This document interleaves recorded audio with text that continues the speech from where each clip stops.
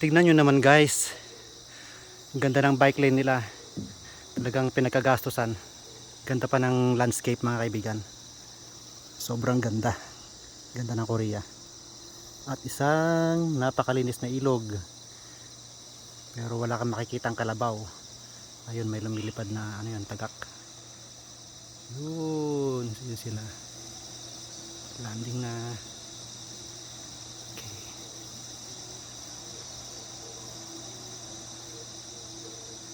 Ganda talaga ng creations ni Lord. Yan o,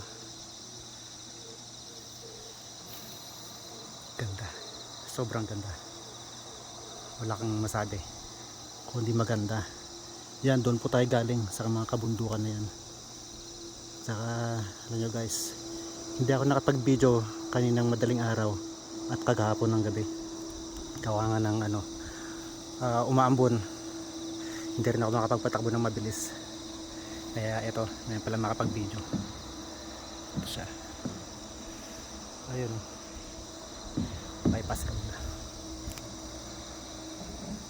Okay, hanggang dito na lang guys.